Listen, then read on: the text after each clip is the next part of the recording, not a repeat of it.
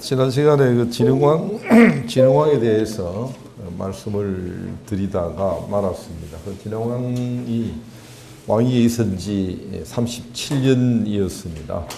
37년을 굉장히 발전하는 시기였기 때문에 좀 나누어 봐야 될 필요가 있다는 그런 생각이 들어서 진흥왕의 시대를 크게 4시기로 이렇게 나눌 수 있다고 했습니다. 그 주요 기준은 연호라고 하는 오늘날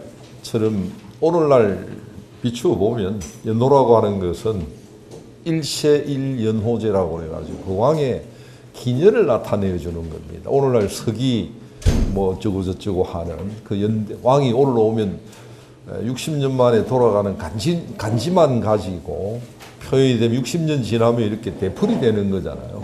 그래서 이제 그 왕이 즉위하면 그 연호를 사용해서 60년 지나고 120년 지나도 어떤 시기가 이제 구분이 될 수 있도록 하기 위한 용도로서 만들어낸 건데, 그 연호에는 어쩌면 그 당대에 정치를 어떻게 해 나가야 되겠다.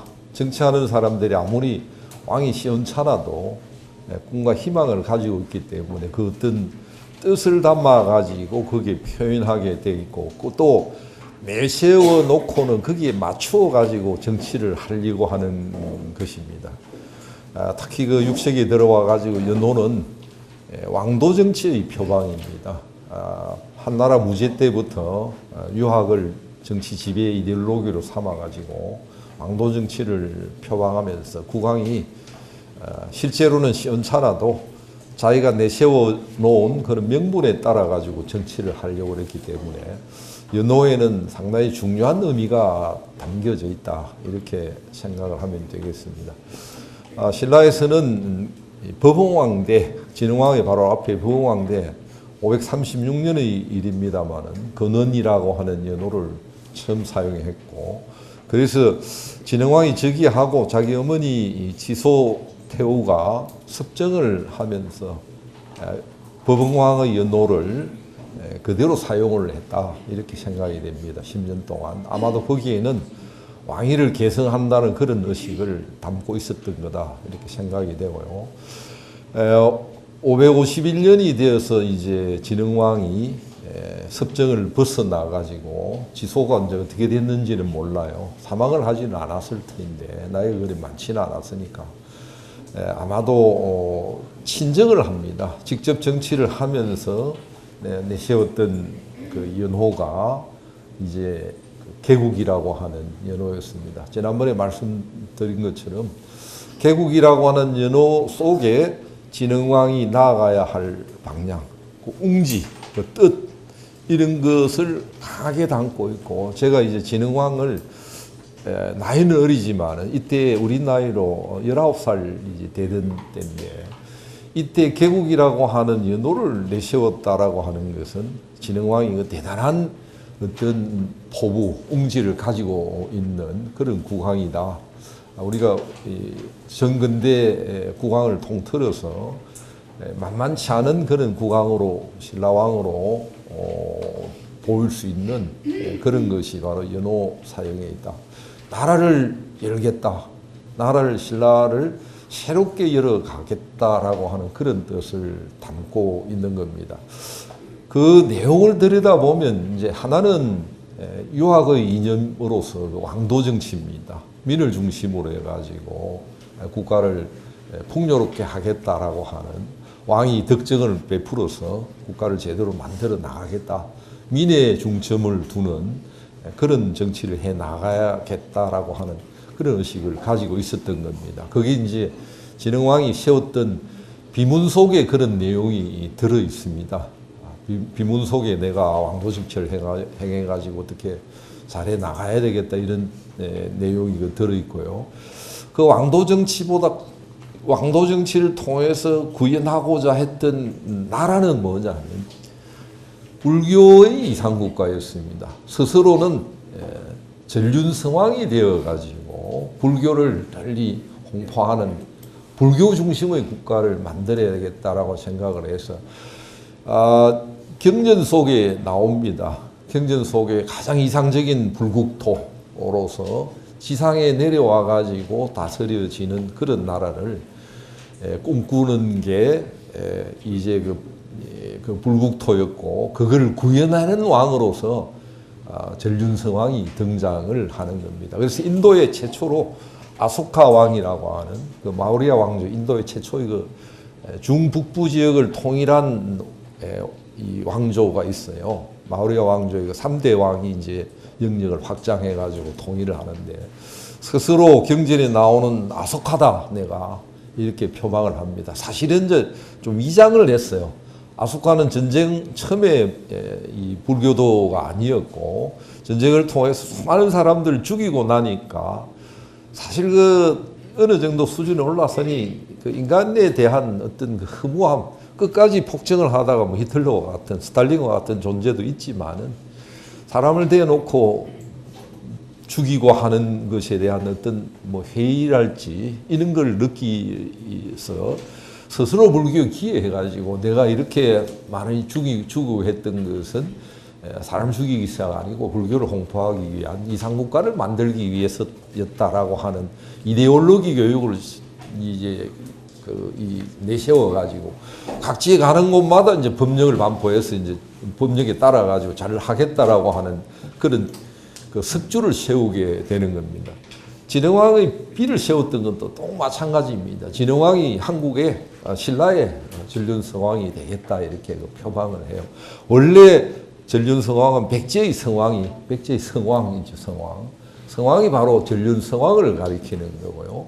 그리고 법원왕이 처음에 성왕이 백제를 따라잡으려고 그러는데 따라잡은 저기 전륜성왕을 표방하니까 많은 우리의 전륜성왕이다, 신라의 전륜성왕이다 이렇게 표방을 해서 사실은 전륜성왕 경쟁을 신라가 백제와 하게 되는 겁니다. 그리고 신라가 백제를 따라잡기 위해서 내세웠던 건데, 요걸 이제 진흥왕이 법왕의 정신을 이어받아 가지고 개국을 하면서 내가 전륜성왕이다 라고 이런 걸 이제 내세워서 자기 아들을, 큰 아들을 이제 동륜, 작은 아들을 사륜 또는 철륜이라고 그렇게 이름을 짓게 되고요. 자기 스스로는 금륜이라고 표방했던 게 아닌가 생각이 됩니다. 그래서 얼핏 김씨라고 하는 성이 그 금을 골드를 가리키는 건데, 골드가 신라에 금이 많이 나오기 때문이기도 하고 황금의 나라이기 때문이기도 한데, 실제로 그 속에는 금륜이다, 내가 금륜왕이다, 전륜성왕이라고 하는 것은 낮은 수준의 왕이 철륜이고, 그 다음에 동륜이고, 그 다음에 을륜이고, 그 다음에 금륜입니다. 금륜왕이 다스리는 나라가 가장 이상적인 국가거든요. 그래서 스스로는 금륜으로 자처했던 게 아닌가 이렇게 생각이 되는데, 그래서 김씨성을 이제 이따 말씀드리겠지만은, 이 진흥왕이 처음으로 김씨라고 하는 성을 사용을 하게 됩니다. 신라에서 처음으로 564년에 중국에 사신을 보내면서 네 성 뭐고 김이다 이름을 그래서 김진흥이라고 하는, 김진흥이 시호가 아니고 우리 역사 기록에 잘못된 경우가 많은데 시호가 아니고 당대 진흥왕이 사용했던 그런 이름입니다. 그래서 그 진흥왕대에 가장 이제 주목을 해봐야 될 게, 그게 걸맞은 게 바로 이 시기입니다. 이 시기에는 개국을 표방하면서 가장 이제 처음에 이제 잘못 판단을 한 거죠. 왕국을 회화롭게 해서 뭔가를 내세우려고 생각을 했습니다. 그래서 왕국이 좁으니까 월성으로부터 옮겨가지고, 월성이라고 하는 지금 가서 보시면 길고 조그맣고 왕궁이 있을 만한 공간이 아니에요. 잘못 알고 있는 사람은 처음부터 끝까지 월성이 왕궁으로 기능했다라고 이렇게만 생각하는데, 사실은 월성만은 가지고는 국가가 체제가 커지고 규모가 커지고 하면 감당할 수가 없습니다. 그래서 진흥왕이 처음에는 신궁을 설치하려고 세워서 준비를 했는데, 지난번에 말씀드린 것처럼 백제 고구려의 해량이라고 하는 성녀가 신라가 한강 유역으로 진출하면서 고구려에 망명을 해오게 됩니다. 그 칠부를 따라가지고 망명을 해와가지고 보니까 새로운 궁을 짓고 있으니까 지금 궁을 지을 시기가 아니다. 오히려 민심을 전체 결집시켜서 뭔가 새로운 형태를 세워가지고 표방을 해야 된다라고 해서 저는 뭐 많은 사람도 그렇게 생각합니다만은 해량이라고 하는 성녀가 주장해서 신궁 대신에 만들어진 게 바로 황룡사다. 황룡사는 굉장히 중요한 의미를 가져요. 전륜성왕을 표방하는 신라국가의 그 중심지, 왕경의 중심지. 그래서 그 가면 우리가 오늘날 남천, 북천, 남산, 북산, 동학, 서학 이렇게 하는 지명 명칭이 나오게 된 배경입니다. 여기 와서 중심지가 어디냐? 그전에 중심이 없어요. 월성이라고 하는 남쪽에 치우쳐 가지고 왕궁의 중심도 아닙니다. 그런데 이제 중앙부로 왕궁을 옮기려고 그러다가 이 신궁에 대신해서 들어왔던 게 황룡사이기 때문에 황룡이 나타나서 황룡사가 되었다. 누를 황자가 이제 중앙을 가리키는 거거든요. 그리고 중앙은 황제가 있다라고 해서 황자를 임금 황자를 써가지고 황룡사라고 하는 이름으로 바꾸게 되었다 이렇게 되어 있는데 이 중요한 거는 왕경 내부에 중앙이 탄생한다는 겁니다. 이 중앙이라고 하는 건 왕경의 중앙이기도 하고 신라의 중앙이기도 하고 이제 영원한 불국토의 중심이기도 하다라고 하는 그런 의식을 담고 있는 겁니다. 그래서 오늘 비가 오면 말이죠. 제가 어제 일본서 남산 답사한다고 조사하러 온다고 하는 친구들 어제 저녁에 뒤늦게 밤 10시 돼가지고 만나서 이제 이 친구들이 남산에 갔다 왔다 그러더라고요. 근데 남산에 너무 들어가지만 오늘 비 와서 이제 못 간다고 하면 남산의 진면모를 볼 수 있는 것은 황룡사에 가가지고 이게 오늘 같은 날 비가 내리면 앞에 가려서 잘 안 보이지만은 물 한 개 끼고 어스름하게 보면 그게 선경이다. 그래서 경덕왕대 가면 남산이 그 만불산이라고도 칭해지게 된 것도 내가 평소에 맑은 날 가서 보고 느끼지 못하는 아마도 어디에 내놓아도 그거 알 수 있는 이 남산의 그 선경을 오늘 비가 오면 남산에 가지 말고 가기 전에 남산의 진면모를 보려고 그러면 들어가서는 보이지 않으니까 황룡사에서 바라보는 남산을 한번 바라봐라. 와서 그렇게 그 운치를 바라보고 만불산이다. 만불이 들어있는 신령스러운 산이다라고 하는 그런 개념을 느낄 수가 있는 곳이 바로 오늘 같은 날이다. 여기 웬만한 사람하고 잘 본 사람이 없으니까 비 오는 날 안 나가죠. 그래서 오늘 남산에 가지 말고 멀리서 바라보면 남산의 새로운 풍미를 느낄 수 있을 거다. 그래서 이제 황룡사가 왕경의 중앙부고 거기서 바라보면 동서남북의 그 산들이 동학, 서학, 남학, 북학이 이렇게 보이고 있습니다. 그 중앙부니까 가서 새롭게 느끼게 하는 이게 강한 통일의 어떤 동력이 되어 하는 황룡사가 나중에 가가지고 선덕의 왕대 와가지고 위기에 몰리자 결집을 시키기 위해서 황룡사 구청 목탑을 창건해서 성공을 거두게 되는 것도 바로 거기에 있는 중앙이라고 하는 민심을 결집하는 그런 요인으로 작용을 하는데 기존에 터전을 마련했던 게 바로 진흥왕이다.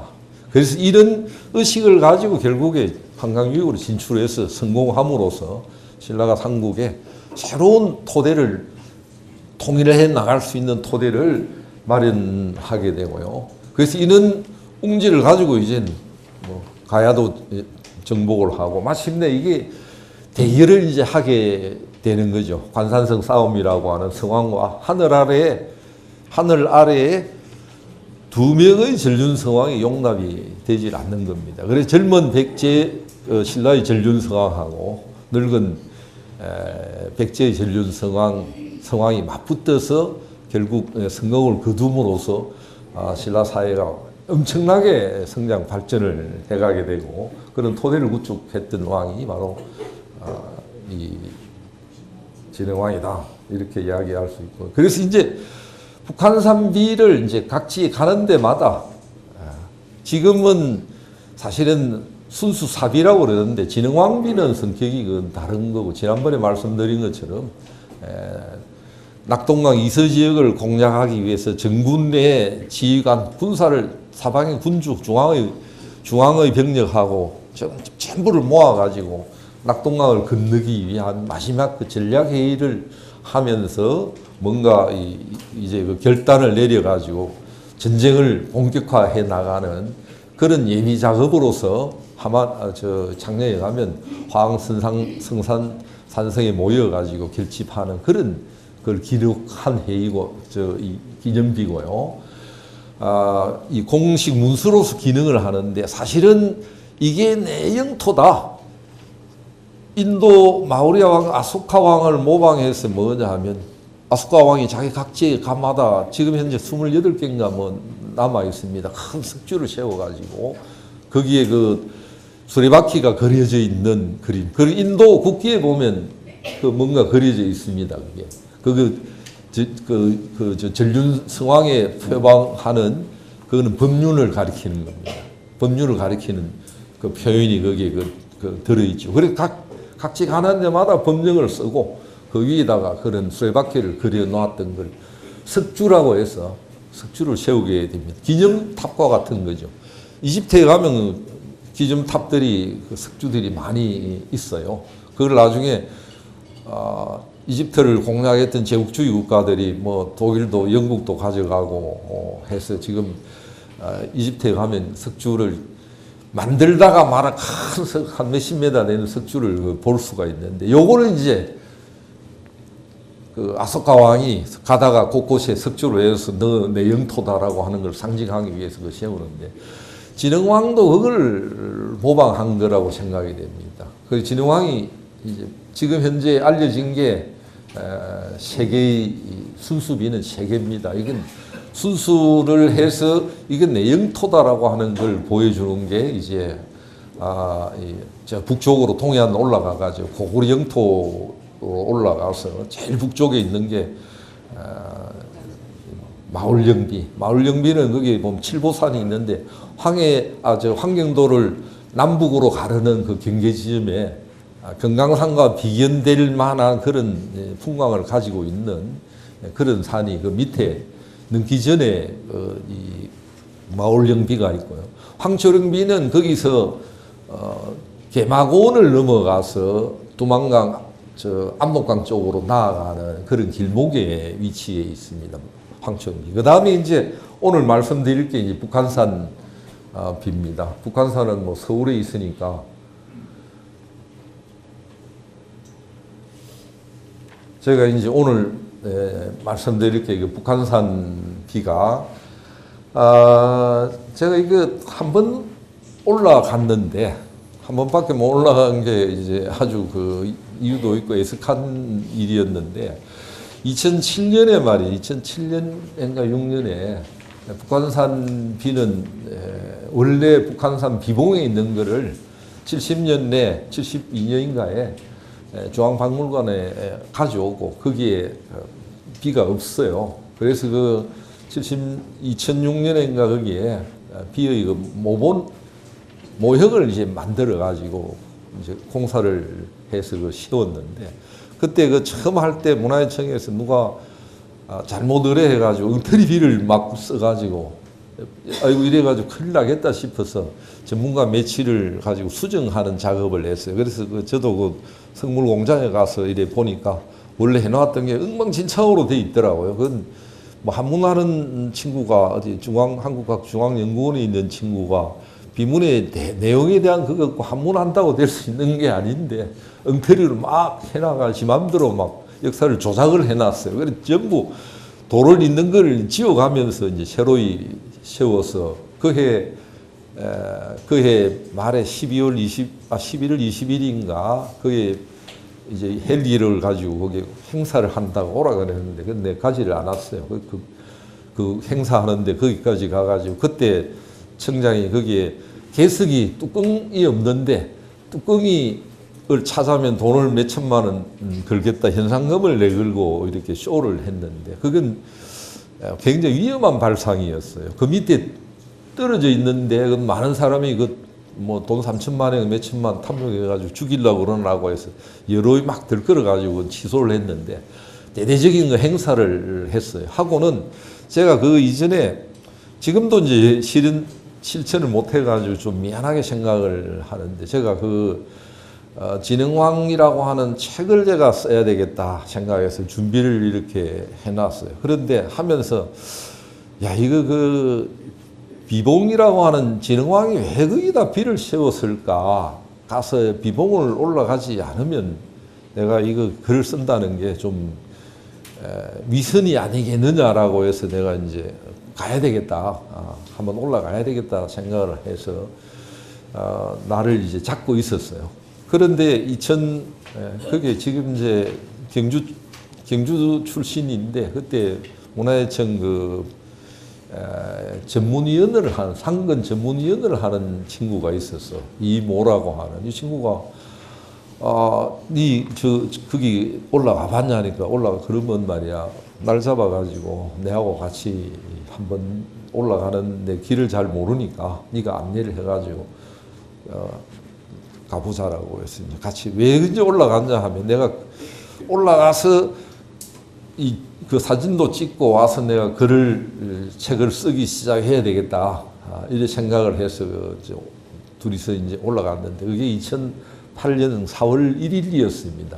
4월 1일이 만우절이니까 또 거짓말 같이 느꼈으니 이 기억을 하고 있습니다. 둘이서 올라가가지고 이제 사진을 찍고 올라가서 제가 이제 글로서 그림을 통해서는 알지만은 제가 올라가서 보니까 한 쇼크를 받았어요. 야, 이게 북한산 비라고 하는 게 보통 우리가 비를 보면 법령과 같은 것은 읽어서 포고문과 같은 것이기 때문에 누가 와서 읽고 보고 이래 하도록 하는 건데 이거는 읽을 수 있는 비가 아니에요. 비봉의 산 집보다 훨씬 더 큰 비 꼭대기에 말이죠. 올라가서 야, 이거 정말 다리가 후들거려가지고 올라갔다 내려오기 어렵고 해마다 여러 명 낙상사고 일어나가지고 죽기도 하고 다치기도 하고 한다고 그래요. 그럴 수밖에 없겠더라고요. 아무 준비도 저도 이 남산 가듯이 남산도 만만한 산은 아닌데 가듯이 이래 올라갔더니 비봉에 올라가 그런데 바위에 말이죠. 밑에 비자 딱 이렇게 조각을 해놨어요. 조각을 해놓고 비를 꽂아가지고 지금은 이제 모형이 있지만 모형이 꽂혀 있어요. 야, 이걸 보는 순간에 우리가 어디 팍 이렇게 순간적으로 하는 걸 뭐라고 그러죠, 이게? 이게 탁 이렇게 번갯불에 이게 그래서 제가 이거는 하늘에 고하는 비다. 아마도 이게 비를 만들면서 엄청나게 뭔가 하늘에 고유제를 지내고 하늘에 고하는 거지 사람이 읽어볼 수가 없는 거예요. 하늘을 향해 가지고 그는 여기가 내 땅입니다 라고 하는 걸 보여주는 그 장면이라 가지고 야 이거 정말 그게 올라가서 보니까 과연 저 한강 하류 방면까지 김포 방면까지 보이고 북쪽 편으로는 의정부 방면으로 그쪽에 병력이 내려오는 통로가 보여가지고 군사적으로도 요충지이고 여기가 내 땅이다. 원래는 고구려 땅 저 백제 땅인데 고구리 땅 해가지고 다시 빼앗아가지고 여기가 이 신라 땅이다라고 하는 거. 이제는 이걸 지켜내겠다 그런 강력한 의지 표명이 거기에 들어 있었다라고 생각이 문득 이게 뭐냐 이렇게 생각이 앞으로 올라가 보지는 마세요. 그게 굉장히 위험한 곳이니까 올라가려고 그러면 아주 좀 준비를 단단히 해가지고 등산하고 이렇게 올라가야 될 것 같습니다. 그래서 내가 이거 새롭게 보여지는데 또 다른 하나는 말이죠. 그때 이게 돌이 말이죠.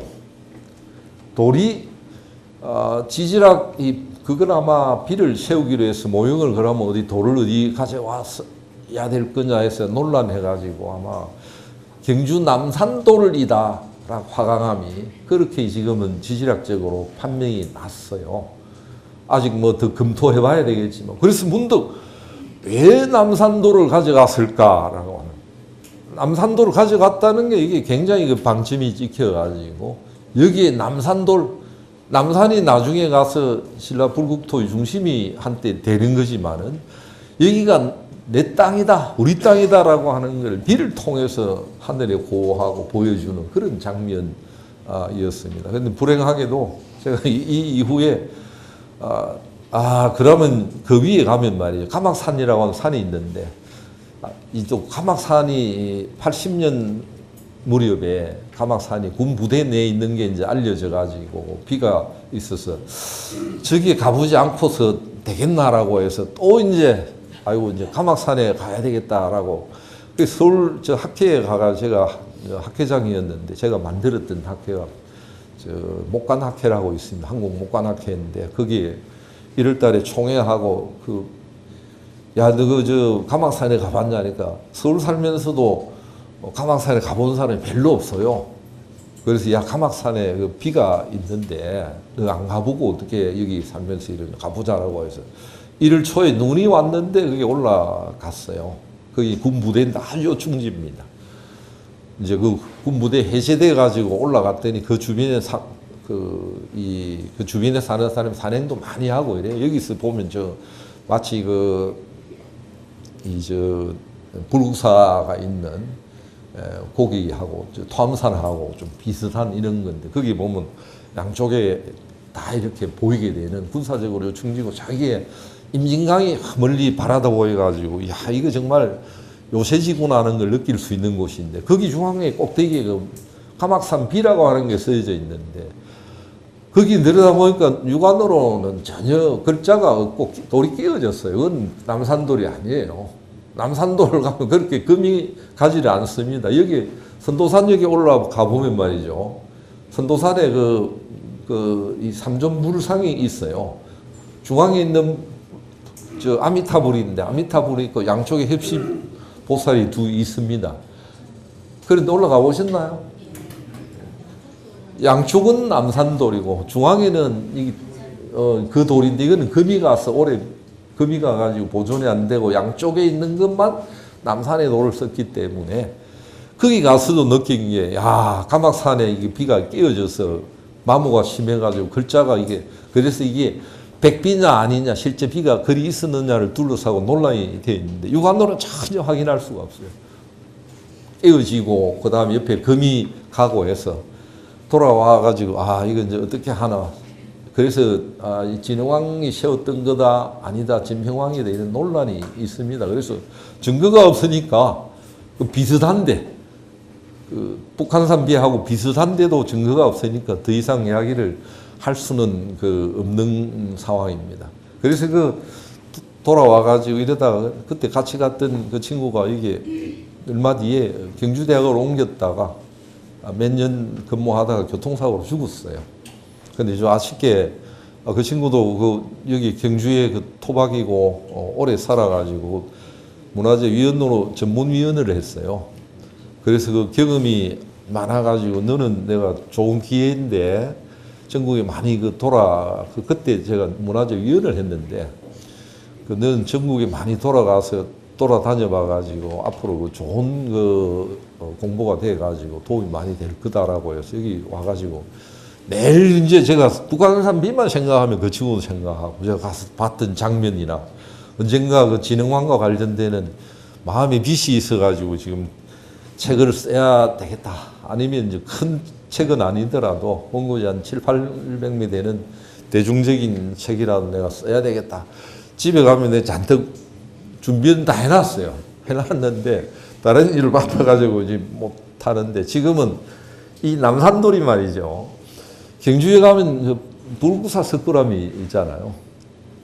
석굴암도는 토암산 돌을 가지고 했습니다. 엄청난 공력을 들여가지고 논란이 지금 많습니다, 이게. 그런데 석굴암은 불국사의 돌 가운데요. 남산돌이 있는 부분, 그 핵심 돌은 또 남산돌입니다. 거기 올라가면 청운교, 백운교 있죠. 그 다음에 저 칠보교 연화교에 그 다음에 올라가는 그 돌, 다듬은 돌, 그 다음에 그 다보탑과 스카탑, 그게 그 중요한 핵심 부재들은 다 남산돌입니다. 그래서 여기에 대해 가지고 이게 뭔가가 굉장한 뜻이 남산이 가지고 있는 걸 옮겨서 불국토 이상 불국 정토를 이쪽에 구현하고자 하는 이런 의식이 있구나. 그래서 석굴암은 토암산 돌이어서 약간 성격이 다릅니다. 그런 의미를 이제 가지고 있고, 이게 신라가 결국에 통일 이후에도 불국 정토를 유교를 지배 이데올로기로 삼으면서도 현실적으로 구현하고자 했던 것은 불국 정토가 아닌가, 그렇게 생각을 하고 있습니다. 여하튼 북한산비가 가지는 의미는 굉장하다. 진흥왕이 어떤 뜻을 품고 있는 걸 현장에 가서 그 561년의 일입니다. 어느 정도 나이도 이제 한 30대가 되면서 그 뜻을 표현하고 있고, 그런 의지를 담았던 것이 역시 영역을 확장해 가지고 568년에 세워졌던 게 이제 황초령비와 마울령비다. 북한산비의 정확한 연대를 둘러싸고는 논란이 있는데 561년에서 568년 사이에 아마 그 마울령 황초령비보다는 조금 빠르고 아마 이 시점이 아닌가, 그렇게 정확한 연대를 둘러싸고는 논란이 있습니다만, 그 다음에 이제 이 순조롭게 가던데 막아 끼일 수가 있는 겁니다. 이제 그 막아 끼는데 진흥왕 이제 말년에 들어가면서 뭐냐 하면 이제 영역 확장해 가지고 지금 삼국이 정립이 되어서 뭔가 갖추어 놨는데 내부적으로 이걸 결속을 하지 않으면, 언젠가 수성을 하지 않으면 무너지게 되는 거니까 연호를 이제 568년에 대창으로 바꾸는데, 대창이라고 하는 연호가 황초령 마울령비에 사용이 되었습니다. 그래서 이 기간 동안에 그걸 대창이 되기 위해서 준비하는 게 이제 처음으로 남북 양조와 564년에 처음으로 북제와 통교를 하는데, 이게 왜 이제 중요한 의미를 가졌냐면, 신라가 그동안에 중국에 그 이전에 두 번 국제 무대에 얼굴을 내밀었는데 377년, 382년 두 차례 걸쳐가지고는 고구려의 안대를 받아가지고 고구려가 리드해가지고 따라갔던 거고요. 국제 무대에 얼굴을 처음 내밀었고, 그게 이제 전진입니다.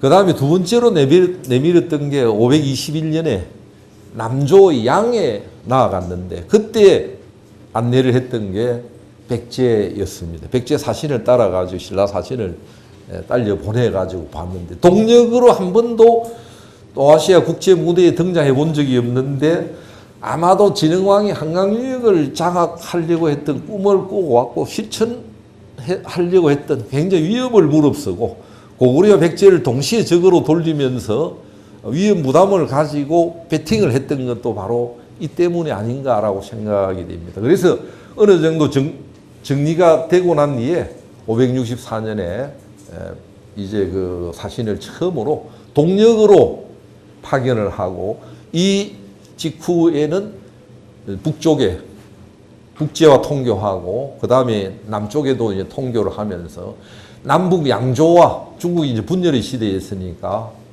양조와 통교를 하면서 새로운 적극적으로 대륙문화를 수용하면서 발전을 도모를 해 나가게 됩니다. 이때 김진흥이라고 하는, 자기 이름이 이때 김진흥이라고 그러고, 그 다음에 565년에 책봉하면서 신라왕 김진흥이라고 이렇게 사용을 해서 최초로 김씨를 성을 사용했다, 이렇게 이야기할 수 있습니다. 그리고 이 기간에 태자를 이제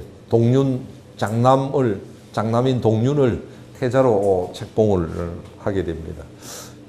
태자를 책봉해가지고 아마 순조롭게 왕위에 오르고 했으면 문제가 없었고, 이제 이어서 이야기할 김춘추의 즉위도 별 문제가 없었을 터인데, 이게 이제 한창 우리가 번창한다, 크게 번성해야 되겠다라고 하는 기치를 내걸었는데, 불행하게도 동륜 태자가 572년에 사망을 하게 되면서 아주 진흥왕이 이 좌절을 겪는다 할지 기세가 좀 끊기게 되고 나이도 좀 들어가면서 이제 40대 들어와가지고 기세가 좀 끊기게 되는 것 같아요.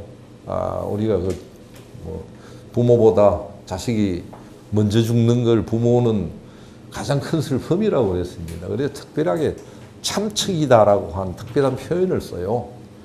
아주 가장 큰 불효이기도 하지만은 어른들 입장에서는 이게 참측이라고 이보다 더 슬픔은 없다고 생각을 했습니다. 진흥왕이 받았던 느낌, 자기의 전륜성왕으로서의 의식을 이제는 태자에게 물려줘서 이상국가를 만들려고 생각을 하는데 도중에 사망을 했으니까 아주 큰 충격을 받았을 거고 아마 이 충격과 관련해서 뭔가 전륜성왕을 정리한다고 해서 만들었던 게 황룡사에다가 거대한 불상을 지금 이제 만드는 겁니다. 이제 거기 가보면 삼존불상의 자리가 있죠. 현장에 가면 삼존불상의 자리가 있는데 여기 장육상이고 이건 전륜성왕을 상징하는 일장육척에 달하는 이게 이제 이 전륜성왕을 상징하는 그런 모습입니다. 근데 이게 인도의 아소카 왕이 만들려고 그러다가 실패해서 재료하고 모형하고 달려서 보냈다 이렇게 되어 있는데 이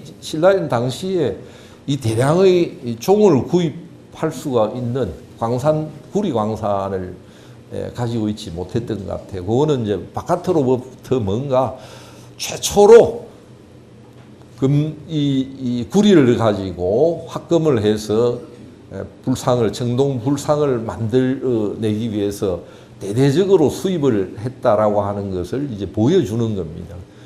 거기에 아소카 왕이 달려가지고 여기 인연이 닿는 곳에 보냈다라고 하는 건 이제 설화로 만들어진 거고 그 설화를 만들었던 것은 신라 진흥왕이 아소카 왕을 능가하는 지상의 전륜성왕이다. 이제 이런 의식을 표방하기 위해서 만들어 내놓은 건데 이 최초로 그 뒤에도 나중에 경덕왕대 가면 이 큰 규모의 이 청동 불상이 만들어지지만은 초장에 이런 불상을 만든다는 자체가 대단한 그 공력이었습니다. 대부분 당시에는 절을 만들고 불상은 뭘로 만들었냐 하면 목불은 남아있지 않아가지고 모르는데 그 소조불이 대부분이었습니다. 흙으로 빚어가지고 만들었는데 아마도 본래 그 자리에 다른 그 소조불이 있었는데 이걸 대체해서 전륜성왕을 표방해가지고 황룡사의 금당에다가 이 장육상을 축조한 것이 아닌가 그렇게 생각이 됩니다. 그런데 이제 진흥왕이 이 만들어지자마자 사망을 하는데 사망할 때 불상이 눈물을 흘렸다라고 하는 그런 표현이 있습니다. 자, 그건 뭘 의미하느냐면 전륜성왕이 곧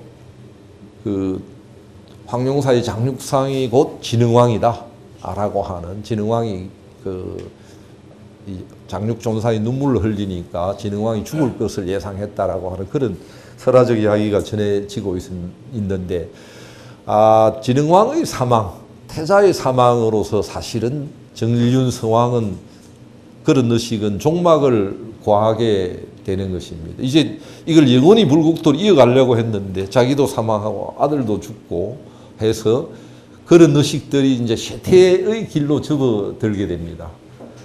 사실 뭐 거기에 지금까지 이야기해 놓은 것을 이제 전체적으로 정리해 보면 진흥왕은 정복군주 다 누구나 다 아는데 여기에 엄청난 이제는 새로운 시대를 열어가는데 걸맞은 여러 조치들이 사실상 행해지고 있었다라고 이렇게 생각이 되고 따라서 우리가 진흥왕을 대단히 위대한 군주다. 신라가 나중에 삼국 통일할 수 있게 되는 어떤 토대를 마련했던 지난번에 처음 말씀드린 것처럼 화랑이라고 하는 새로운 인재를 교육하고 양성하고 발탁하는 그런 구조를 만들었던 것으로부터 실제로 영역을 확장 통해 가지고 민심을 수습하고 새로 나가야 할 왕도 정치를 표방하고 또 그를 통해서 이 땅에 영원한 불국토를 만들려고 했던 그런 토대를 구축했던 왕이 진흥왕이다 이렇게 생각이 됩니다. 그런데 아쉽게도 40을 갓 넘긴 나이에 사망해서 이제 이어지지 못하게 되는 겁니다. 그래서 이제 다음에 진흥왕에 뭐 버금가는 뛰어난 그 군주입니다. 왕이 있었던 것은 아주 짧은 시간에 지나지 않습니다. 겨우 그 7년이고 오히려 왕위에 오르기 위한 과정이 굉장히 드라마틱하게 이야기되고 있는 인물이 바로 무열왕보다도 김춘추로서 여러분들이 훨씬 더 잘 알고 있는 그런 인물입니다. 여기에 특별히 가까이에 여기 있는 옆에 보면 이제 무열왕의 그 무덤이 여기에 있습니다. 무열왕의 그 피도 있고 여기에 이제 여기 한번 뭐 대부분 가보셨겠지만은 요 뒤에 가면 진흥왕 무덤이 있다는데 그건 엉터리 중에 상엉터리인데도 더 오다가 보면 팻말도 이렇게 붙어 있고 경주시에도 무심하고 문화재청도 무심하고 그 여기 경주 김씨들이 떠든다고 이야기해내서 가만히 놔두는 게 그 절대 죽었다 깨어나 이건 100% 잘못이거든요. 진흥왕이 묻혀 있다가 아마 깨어나가지고 김씨들을 저 후손들을 가만 안 두겠다 싶은 생각이 들어서 처음에 내 그런 이야기를 야 이거 하루 빨리 바꾸라 이런 엉터리 짓거리를 어떻게 하고 있노라고 해도 이거 내가 대통령이 되거나 문화재청장이 되어도 이거 바꾸기가 좀 어려울지도 모릅니다. 그 법원왕하고 진흥왕은 여기 있는 가장 엉터리로 법원왕하고 진흥왕이 요 안에 들어있어요. 요 안에 들어있어요. 기록에도 맞고 실제로도 맞아요. 이제 그 구체적으로 어디냐 하는 건 논란이 있지만 저는 제일 위에 게 법원왕이고 제일 밑에 게 진흥왕이고 그 다음에 진지왕, 용춘, 문흥대왕 이렇게 보고 있습니다. 그래서 그 밑에 보면 무열왕 무덤이 거기에 있고 무열왕의 위에 오묘제가 태조묘는 신궁이 따로 있고 시조묘가 따로 있어요. 묘가 따로 있어서 여기에 자기 무열왕 중심의 오묘제 가운데 사묘가 거기에 직계조상이 거기에 순서대로인데 다른 순서 형식으로 들어 있습니다. 그래서 그 진흥왕의 그 김춘추가 사실은 왕위에 오르기 위한 과정에 엄청난 공력을 들였고 왕위에 오르고 난 뒤에 비교적 짧은 시간에 왕위에 있어가지고 그거는 이제 주로 전쟁을 통해 가지고 표출이 되게 됩니다. 백제와의 전쟁 표출이 되는데 사실은 드라마틱한 거는 이 김춘추가 왕위에 오르기까지 그 과정입니다. 여기 대체적으로 무열왕이는 어떤 왕이고 묘호에 대한 그 가계화나 저기 과정 그 전대 선덕여왕 진덕왕대 이르기까지 이 과정을 왜 어떻게 해가지고 그렇게 고난의 과정을 거치고 어떻게 즉위하게 됐고 어떤 정치를 해나가게 되었던가라고 하는 걸 당겨가지고 살펴보지 않을 수가 없습니다. 그래서 왜 이제 진흥왕이 사망하고 이어서 즉위한 왕이 둘째 아들인 철륜이라고 쇠륜이라고 하는 왕인데 그 진지왕입니다. 진지왕이 이제 그 할아버지거든요. 김춘추가 정상적으로 왕위를 계승할 수가 없었던 입장이었습니다. 그래서 그 요인도 살펴보고 해서 사실은 그 초점은 그 과정에 있다 이렇게 말씀을 드리겠습니다.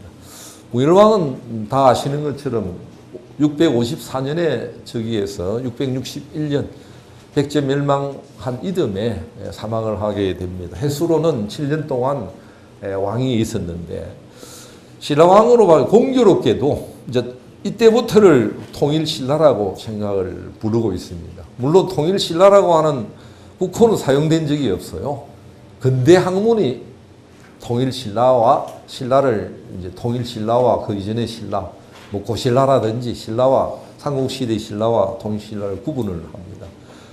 이게 이제 특징적으로 통일신라라고 하는 국호를 신라가 표방은 하지는 않았어요. 그러나 일통삼안했다, 일통삼국했다라고 하는 그런 표방을 해서 오늘날 근대 학문이 통일신라라고 하는 용어를 이제 써야 되냐 말아야 되느냐 일제가 그 먼저 일본 사람이 19세기 말엽에 조선사 연구를 하면서 통일신라라고 하는 표현을 썼는데, 일제가 썼다고, 나는 일제가 썼다고 그게 옳으면 쓰는 거지. 일본 제국주의가 어디 밥 먹었다고 우리 쌀밥 먹지 말아라는 이런 건 난 논리적으로 타당하지 않습니다. 그게 합리적이고 정당하냐의 문제지. 일제가 뭘 해서 사용해서 뭘 하면 안 된다라고 하는 것은 또 다른 편협한 국수주의에 지나지 않는다. 그래서 난 통일신라라고 하는 표현 이상으로 통일된 이후에 국호로서 사용된 건 신라입니다. 신라지만은 사용하는 더 적절한 표현이 있으면 가지고 나와보라, 대안을 제시해보라 라고 하는 게 내 생각입니다. 그런데 공교롭게도 신라왕이 56왕이잖아요. 56왕인데 반을 나누면 몇 개죠? 28개잖아요. 전반기, 후반기로 나누면 29번째 왕이 무열왕입니다. 그래서 과거에 일본 사람들은 그 통일 이전에 우리가 흔히 이야기하는 삼국의 왕은 조작됐다 이렇게 주장을 했습니다. 그런데 그건 조작을 했으면 말이에요. 신라 사람을 굉장히 바보로 여기고 이야기하는 이야기입니다. 일본 연구단은 지금도 그렇게 생각하고 있어요. 그런데 중요한 걸 다 놓치고 있습니다. 신라 사람들이 바보가 아니에요. 김씨 왕조의 국가 시조는 누구라고 그랬죠? 박씨를 시조로 내세운 이런 사례는 세계사적으로 없어요. 신라 사람들이 바보기 때문에 내세웠다고 생각하는 천만의 말씀. 국가 시조는 박혁거세로 이걸 바꾸려고 노력은 했어요. 통일기에. 그러나 결국 못 바꿉니다. 세상에 김씨 왕조가 중심으로 탄생했는데 삼성 교립은 또 웬 말이에요? 자기 중심으로 정리할 수 있습니다. 그러나 바꿀 수가 없는 구조가 되어가지고 이것도 거칠부의 국사 속에 아마 이게 국사책 속에 오늘날 책로 하면 교과서 속에 들어있는데 중국이나 백제 고구려도 다 바꿨어. 일본도 다 바꿨습니다. 그건 세계사 어디고 간에 현재 왕조 중심으로 과거의 역사 기록을 다 조작을 해내가지고 아니 이걸 초기 믿을 수 없다라고. 그러나 단 왕계는 믿을 수 있고요. 거기에 들어있는 팩트들, 그 왕대 뭐 하고 이런 거 내용 들여다보면 후대적인 요소가 많이 들어가서 저는 왕계를 부정하는 것은 온당치 못하다. 그러나 왕계가 삼성교립이 나름대로 의미가 있고 시조로 내세워졌다. 그래서 제가 이게 이상한 나라, 신라는 이상한 나라다라고 하는 생각을 하는 겁니다. 그래서 이게 부정할 수는 없어요. 부정해서는 안 되는 겁니다. 공교롭게도 통일 이전에 하고 통일 이후의 왕이 무열왕으로서 나눠져 가지고 그게 이제 새로운 시대를 무열왕이 열어갔다는 걸 이제 보여주는 것이기도 합니다. 무열왕이 무열이라고 하는 거는 시호죠. 죽고 난 뒤에 호반 무자로서 이 무열왕이 무자가 말이죠. 제대로 무열. 그 다음에 왕이 누구죠? 문하고 문을 겸비하고 그 다음에는 신문. 이제 문의 치중. 무에 해서 통일을 기반하고 문무왕은 문하고 무와 통일하고 수성을 겸해야 했던 거고 그 다음에 수성을 해야 됐던 왕이 신문왕인 거예요. 그래서 거기에 따라가지고 시호가 이렇게 매겨졌고 무열왕에게 주어진 과제는 바로 통일에 대한 어떤 그 틀. 그래서 백제와의 전쟁을 무열왕이 의도적으로 유발을 해서 전쟁이 벌어지게 됩니다. 여기 전쟁에 무열왕이 올인하는 겁니다. 전부를 틀어서 전쟁을 일으키고 마침내 승리하게 됨으로써 통일신라라고 하는 사실상 이제 중대라고 표현을 하는데 중대 왕실의 새로운 나라를 열게 된다.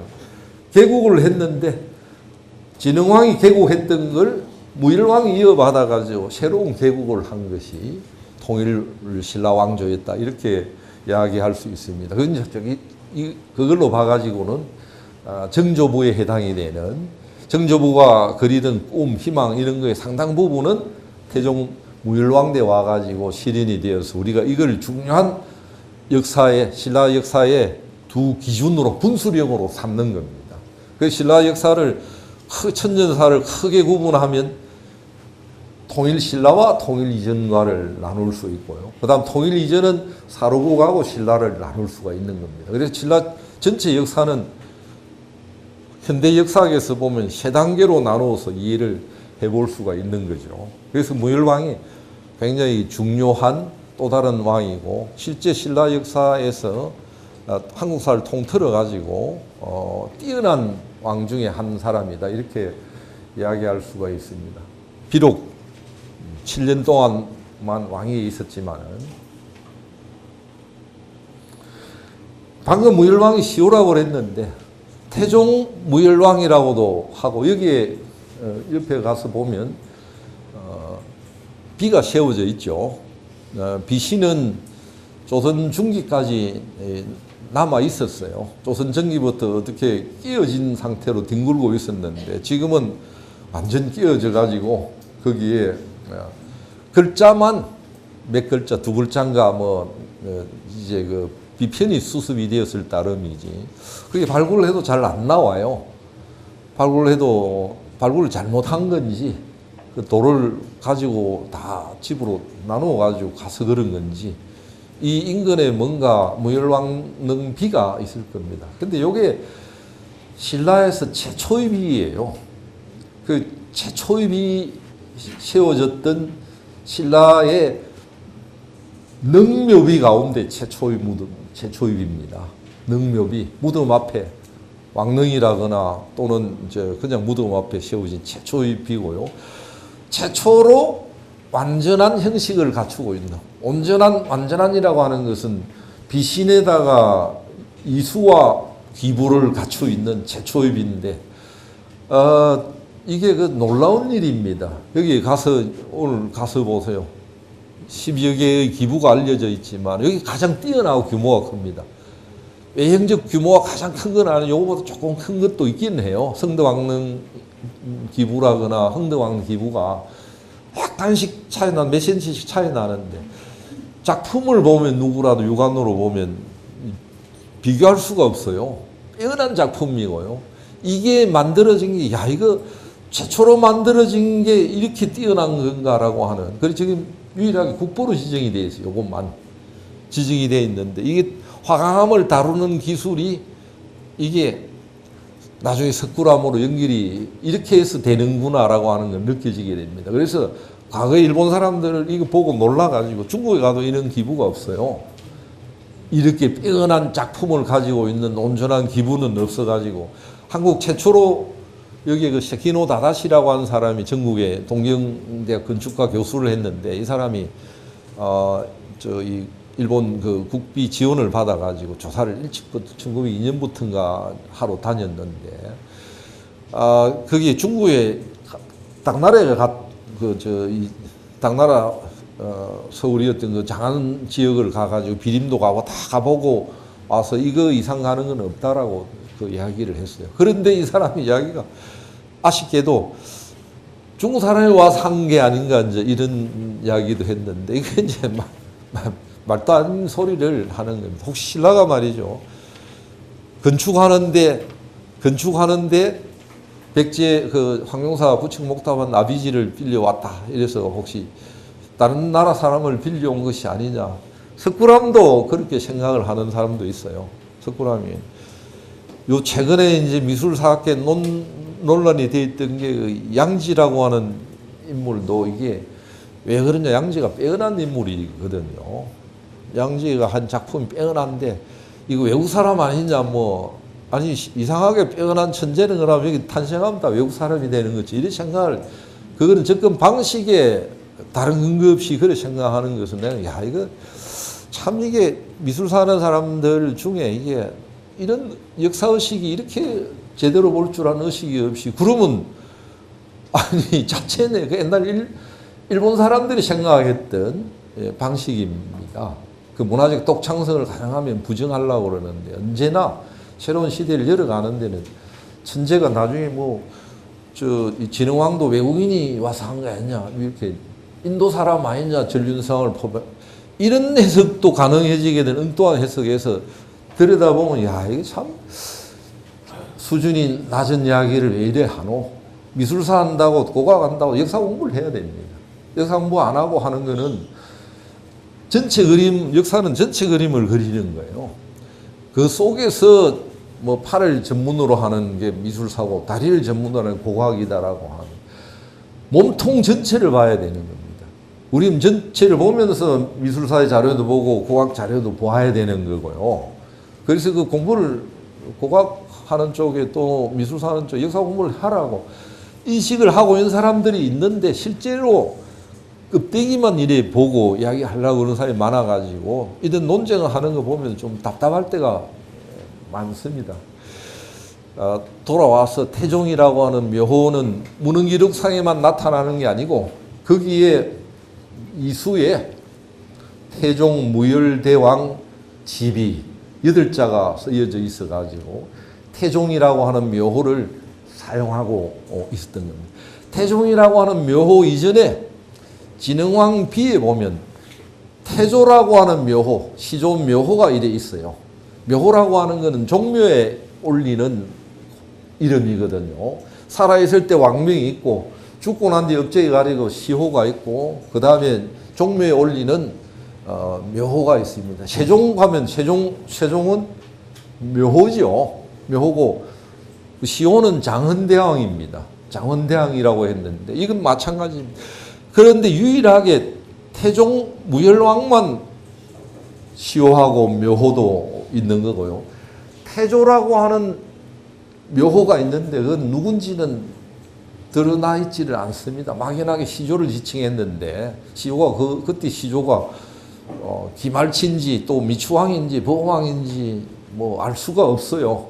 그러나 묘호를 가지고 와서 태조를 이거는 오묘제에 입각한 칠묘제에 입각한 묘호는 아니고요. 시조를 막연하게 중국의 영향으로 태조라고 한다라고 해서 고구려도 태조왕이 있잖아요. 국조왕, 태조왕이 있고 해서 문화만 가져와 가지고 의미도 모르고 썼던 건데 본격적으로 묘호제에 입각해서 종묘를 만들고 종묘 사직을 만들어서 거기에 묘호를 사용했던 첫 사례가 태종입니다. 나중에 이제 이게 왜 당나라와 전쟁 시비가 걸려가지고 거기서 너가 왜 네 마음대로 써노 이렇게 해서 그 논란이 되기도 해서 무열왕 이제 그 무열왕 태종 묘호만 쓰고 그 이후에는 쓰지 않고요. 대신에 뭘 쓰느냐 하면 신라에서는 이것도 지적돼야 될 건데 묘호와 시호가 겸하고 있다. 종묘의 시호를 묘호로 올려가지고 이제 사용을 하는 특색을 가지고 있다. 이렇게 말씀을 드리겠습니다. 이게 이제 그런 묘호를 사용하게 된 거는 신라왕 중에 아마도 중국에 가가지고 황제를 만나고 왔던 아마도 유일한 사람이 아닌가 이렇게 생각이 되는데 그래서 김춘추는 태종 무열왕을 만나가지고 내가 신라의 태종이 돼야 되겠다. 태종이 보통 인물이 아니었음을 알고 또 당태종도 김춘추를 보이 야 이거 보통 인물이 아니구나라고 하는 이제는 인거를 알아봤던 거죠. 서로 간에. 그래서 공통분모는 뭐냐 하면 두 사람 다 인재를 알아보는 눈을 서로 가지고 있다. 이렇게 이야기할 수 있고 태종이라고 하는 묘호는 아들 손자들이 쓴 게 아니라고 나는 생각합니다. 무열왕 자신이 내가 당태종이 만나고 난 이듬해 당태종이 사망을 하거든요. 내가 신라의 태종이 묘호를 나중에 내 죽거든 이제 이 무열왕이 살아 있을 때 오묘제를 시행을 하거든요. 하면서 내 죽거든 내 묘호를 태종이라고 해라. 당태종을 모방해서. 그런 이거는 그 무열왕의 지시에 의해 가지고 유일하게 죽고 난 뒤에 얼마인 때에 사용이 되어 가지고 비에 그게 쓰여지게 되는 겁니다. 그래서 얼마나 당태종을 흠모했던가. 당태종이 유빌란 인물이고요.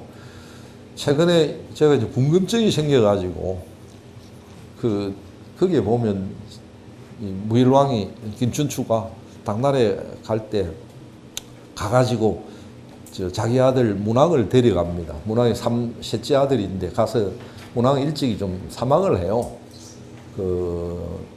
문무왕의 둘째 동생인데 외교 활동을 하다가 나중에 꽃을 피우지 못하고 나중에 이제 사망을 하는데 둘이서 가가지고 태종을 만나는데 나중에 당태종이 선물을 주는데 니 처음에 어디 가고 싶노라고 하니까 김춘추가 내가 국자감, 국학이라고 표현이 되어 있는데 국자감에 나아가고 싶다. 가서 구경하고 싶다. 석전 너래도 보고 유학 강좌를 어떻게 하는지 내가 보고 가겠다라고 해서 자기 그림을 가지고 있었던 거고요. 돌아올 때 이제 선물을 주는 겁니다. 선물을 주는데 지가 요구해서 김춘추가 요구해가지고 당나라 광복을 이제 진복이라고 해서 받기도 하는데 당나라 태종이 주는 게 진사비 탁본하고 진서라고 하는 책을 무일왕에게 김춘추에게 줍니다. 그전에는 뭐 그냥 우리가 국학에 나아갔다 이건 그림을 이렇게 그리고 있구나 이런 이야기를 했는데 당태종이 입장에서 왜 진사비라고 하는 것과 진서를 줬을까 궁금증이 생겨나가지고 중국 사는 쪽 이리저리 물었더니 그 사람들 이제 왜 어떤 내용이 이게 줬다고 생각하느냐 한국 사는 사람 아무도 관심이 없어요. 그냥 줬던 것만 삼국사기에 나오니까 나도 뒤늦게 작년부터 갑자기 왜 진사비를 두고 진서를 왜 당태종이 줬을까? 당태종이 글을 잘 쓰고 글씨를 황희지를 좋아했어요. 글씨를 아주 당태종이 글도 짓고 글씨도 잘 써요. 그래서 왕이지 죽고 난 뒤에 왕이지를 흠모해가지고 왕이지의 난정서라고 하는 걸 찾아라고 해서 오랜 세월이 흘러가지고 나왔는데 무덤에 죽을 때 무덤에 함께 묻었다. 아까운 걸 묻었다라고 하는 이야기가 전해지고 있고 여기에도 뭐 김생이나 이런 거 다 이제 그런 황희지 그 서체를 본받아 가지고 황희지가 하고 김생이 뭐 풍감 못했다 이런 김생이 아주 뛰어난 황희지체의 그 전문가였습니다. 그래서 저는 이제 그런 것보다도 어떻게 해가지고 진사비를 탁본을 해가지고 주고 진서라고 하는 당태종 때 쓰여진 진나라 역사 책을 줬느냐라고 하는 게 좀 궁금증을 가지고 서울대학에 있는 친구 너가 전문가니까 너가 동원해가지고 좀 다 찾아가지고 증명하는 걸 내한테 좀 제공해라 이렇게 이야기해놨는데 결과가 어떻게 될지는 모릅니다. 제 나름대로 이제 보관은 있지만은 여기서 말씀을 이제 더 길게 안 드리겠습니다. 우리가 태종이라고 하는 묘호를 쓰고 당나라 태종 이야기하는 것도 당태종이라고 하는 게 중국 수백 명의 황제 중에 가장 뛰어난 인물이다라고 평가를 하는 것처럼 태종 무열왕도 그런 평가를 받을 수 있다 이렇게 생각하는데 그 이제 핵심의 근거는 뭐 통일했기 때문에 어쩌고저쩌고가 아니고 사실은 인재를 알아보는 눈을 가지고 있고 그 인재라고 하는 게 단순하게 능력이 아니고 새로운 시대를 앞서가는 역량이 있는 인재라고 하는 거. 기존의 틀을 파괴하는 파격적인 인물을 알아보고 또 과감하게 등용했다라고 하는 점에서 김춘추라고 하는 인물이 예사로운 인물이 아니다라고 이렇게 생각이 됩니다. 그래서 이 점을 이제 제가 각별히 주목해서 자기 스스로 당나라 태종이 되겠다라고 하는 생각을 했다고 그렇게 묘호를 남겼다고 생각이 돼요. 그 중에 이제 대표적으로 교과서에 등장하는 인물이 이제 김유신이고, 김유신은 이제 군사 방면에 정책 전략가고 군사 방면에 뛰어난 파워를 가지고 있는 금관가야계통 인물이고, 여러분들이 아시는 것처럼 나중에 이야기하겠지만은 탄생 배경부터 아주 이게 소외당하는, 오늘날 표현으로 하면 그거 뭐라고 그러죠? 왕따당하는 이런 그 집안 인물이었는데 그 왕따를 극복하기 위해서 신라 사회의 어떤 변화를 촉구했던 그런 생각을 강하게 가지고 있던 그런 인물이었습니다. 신라 전통 귀족들로서는 김유신을 일회용 반창고처럼 이용하려고만 생각해서 자기 할아버지 김무력이나 자기 아버지 김서연이나 전부 최전선에 배치해가지고 일회용, 안 그러면 총알바지로 쓰려고 그랬는데 살아남아서 이제 김유신이 영원한 동지인 김유신, 김춘추와 결합을 하게 되고 김춘추가 김유신이 없는 김춘추를 생각하기 어려운. 그래서 660년 전쟁을 할 때 김유신을 파격적으로 상대등이라고 하는 직책 전통적인 진골 귀족만이 할 수 있는 자리에 비정통의 김유신을 상대등에 앉히는 겁니다. 전쟁이 일어나기 바로 직전입니다. 금강이라고 하는 인물이 상대등이었는데 사망을 하자 김유신을 내세워가지고 전쟁을 본격적으로 전쟁을 치러 나갔습니다. 그래서 백제를 멸망시키는데 김유신이 절대적 공헌을 했던 거죠. 그 다음에 원효라고 하는 인물 또한 원효 왕경인이라고 생각하는 사람도 있는데 저는 그렇게 보지 않습니다. 경산 사람이고요. 경산에서 태어나가지고 20여 년을 살았던 인물입니다. 그리고 원효가 어떻게 해서 새로운 경제를 개척했는지는 알 수가 없어요. 스승이 없어요. 공자도 제자가 물어보요. 공자도 스승이 없어요. 그 어떻게 스승이 누굽니까? 내보다 먼저 알고 많이 아는 사람 내 스승이다. 그래서 그 유명한 중에 삼인행이란 말이 있죠. 세 사람만 가면 그 중에 내 스승이 있다. 공자가 물어보는 걸 전혀 나의 고하를 막론하고 신분의 고하를 막론하고 물어보는 것을 부끄러워하지 않습니다. 배우고자 하는 그런 자. 제가 이제 왜 공자냐라고 하는 것도 발견한 것도 공자의 그 배우려고 하는, 그래서 등급을 매겨 놓은 겁니다. 그 배우려고 하는데 등급은 생이지지는 천재다. 자기 제자가 선생님은 날 때부터 알았죠. 날 때부터 아는 사람은 천재인데 나는 천재가 아니다 그러거든요. 그러나 나는 학이지 배워서 알려고 하는 사람이다. 모르고 고니학지는 그 다음이고 고니무학은 제 하이다. 배우고자 하는 자세의 등급을 이렇게 4단계로 나눴습니다. 여기 오신 분들은 적어도 3단계는 됩니다. 2단계에 들어가면 공자가 될 수 있는데 모르면서도 알려고 안 하고 귀찮아해서 하면 손발만 쓰면 되는 거고요.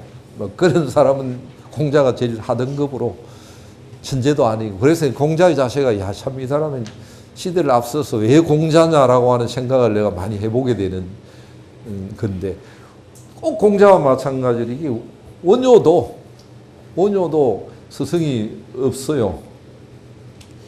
그 부종사 스승을 따르지 않는 게 스승이 없다라고 한 모든 사람이 스승입니다. 여기에 죽을 때 사복도 가서 사복이라고 하면 사복유사에 보면 말이 길다 뭘 잔소리가 많노라고 해서 한수 던진다거나, 저기에 어디고 오사에 가가지고 고기 잡아가지고 먹는데 거기 이제 한 번 해서 잘못된 경우도 많은데 둘이 똥을 놓는데 거기에 해공은 뭘 놓느냐면 먹었는데 고기를 누는 겁니다. 원효는 똥을 누니까 니는 고기 먹었는데 고기를 내놔야지 왜 똥을 누는지 이런 그래서 그게 오사라고 한 이름이 거기에서 나올 정도로 그 동해안 가다가 만나가지고 누구냐 관음인가 만나가지고 여자를 만나는데 아주 물을 얻어먹다가 내비리고 먹어가지고 설악에 있는 원효를 낮게 평가하는. 근데 그것이 원효의 깨달음의 과정이라고 생각이 돼요. 그래서 원효는 모든 사람이 내가 스승이다라고 하는, 나중에 원효는 성리로서 파괴를 하잖아요. 파괴를 했는데 스승이 파괴한 그 성녀가 아닌 제가 불자를 뭐라 그러죠? 네?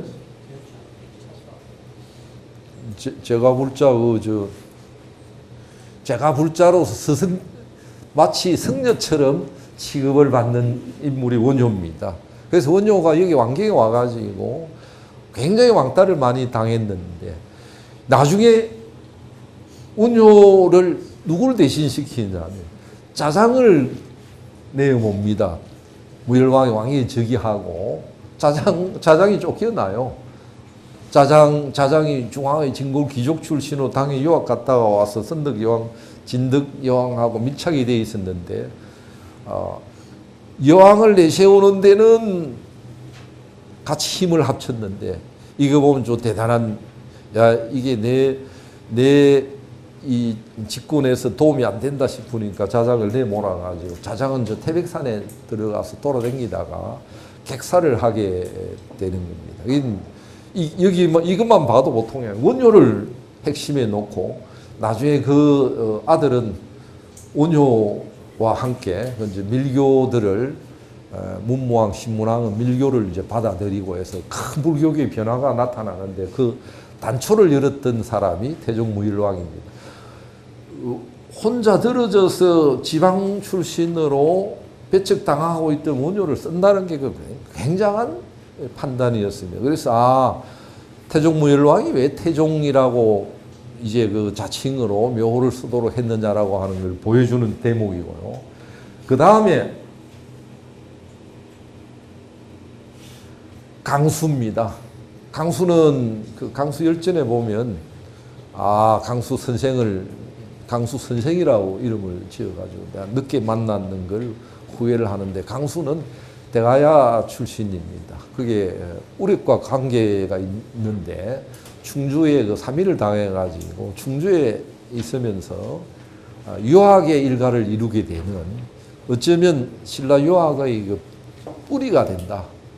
나중에 이 사람은 설총이 마치 유학의 뿌리인 것처럼 설명하지만은 설총보다도 훨씬 더 한 세대 앞서 신라 국학의 터전을 마련하고 뛰어난 그 문장가였던 인물이 그 강수였습니다.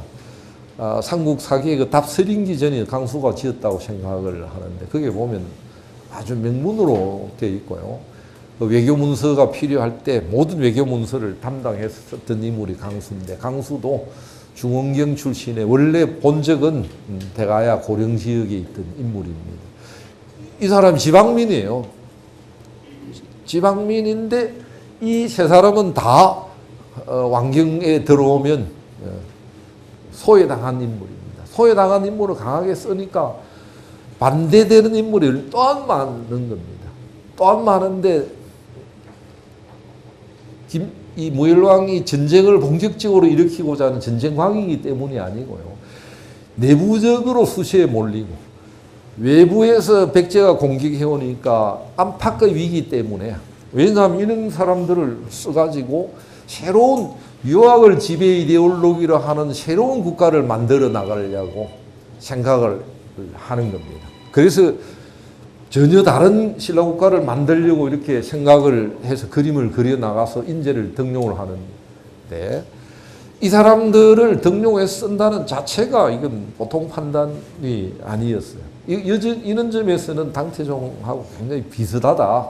당태종도 자기 목에 칼을 대는 사람들을 적대 세력들을 받아들여 가지고 그 사람들이 하는 이게 충언의 이야기를 받아들이는 겁니다. 그 중에 이제 뭐 몇 사람이 있는데 그 중에 대표적으로 위징을 늘상 들고 있습니다. 위징이라는 사람은 그 산동 출신인데 계속 자기 적대적 세력인데 자기 형하고 동생 죽이고 왕이 아버지를 내몰고 왕이 오를 때도 그 편에 서가지고 반대를 했는 거고 그 위징을 자기 받아들여가지고 중용을 하는데 중용하고 보면 위징은 계속 해가지고 안 됩니다 소리를 하는 거예요. 됩니다 소리는 누구나 할 수 있습니다. 안 됩니다 소리를 하는 게 필요한 거예요. 정치하는 게 다 그렇는데 어리석은 사람들은 됩니다라는 이야기하는 그 정권치고 그는 권력자치고 안 망하는 건 없습니다. 지만 망하면 되는데 국민까지 망하게 하는 안 된다라고 하는 그 어제 화장실에 가니까 그 이야기를 써놨더라고요. 화장실 앞에 이렇게 남자 화장실에 보면 예스는 누구나 할 수 있는데 노라고 말할 수 있어야 된다는 이야기를 써놔가지고 야, 이 사람도 이게 한 칼을 할 수 있구나. 아니 그거는 우리 일반인들에게 누구라도 힘이 있거나 해도 내가 안 되는 거는 불합리하고 해서 안 됩니다라고 이야기할 수 있어야 돼. 나는 우리 아버지 보고 아버지 안 됩니다. 막 어릴 때부터 막 이래 이야기해서 이게 어디서 태어났노 이게 이제 순종해야 되는데 아니 아버지라고 오른 게 아니거든요. 내 선생이라고 내가 보고 애들 보고도 그럽니다. 내한테 잘못됐다 틀리다라고 하는 이 논리를 가지고 자료를 가지고 내한테 이야기해야 된다. 내 아류가 되지 마. 나는 누구의 아류가 되고 싶지도 않고 나는 내다. 내 이름을 가지고 내 얼굴을 가지고 내 몸통을 살아가는데 내가 누구의 아류가 돼. 그 연구자가 그렇게 해서는 안 된다라고 이야기를 하는데 그래도 내가 잘못하면 와서 잘못했습니다. 이거 저기 이상한데요. 이거 이런 이야기 하라고 해도 그런 놈 찾아보기 어려워가지고 그래서 내가 이 김춘추나 이런 사람 대단한 사람이다. 당태종 저도 시대를 달리하지만은 대단한 인물이라고 평가를 하는 겁니다. 그래서 태종이라고 하는 묘에 걸맞게 혼자서 쓰고 그 이후에 왜 태종이라고 하는 묘를 신문왕 말년쯤에 와가지고 당나라와 관계가 나빠졌을 때 너가 왜 쓰냐라고 하니까 이런 이야기 합니다. 너가 위징하고 이순풍인가 뭐 썼던 것처럼 우리도 이런 김유신 쓰고 이렇게 통일을 해가지고 우리도 너의 당태종 못지않기 때문에 쓴다라고 해서 신라가 고집을 피워가지고 꺾지를 않습니다.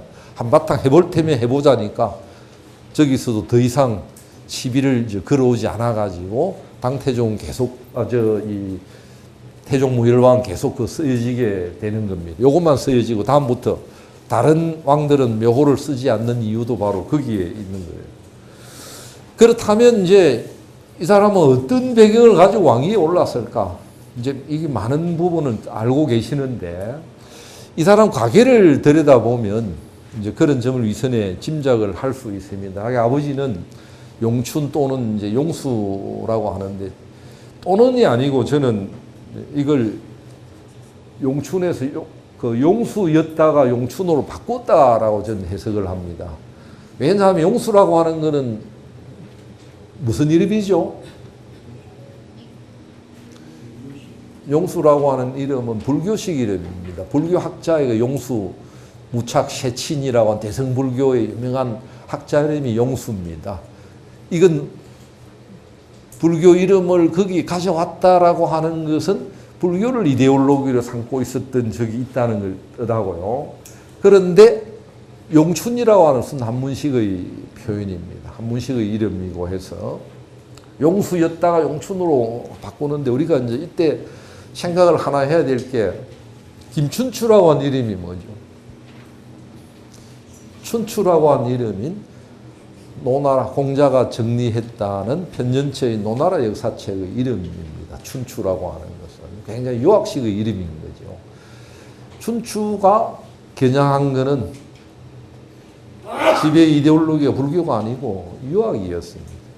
불교는 종교로서는 종교 신앙의 대상으로 되지만은 정치하고는 가능하면 멀리 하려고 그래요.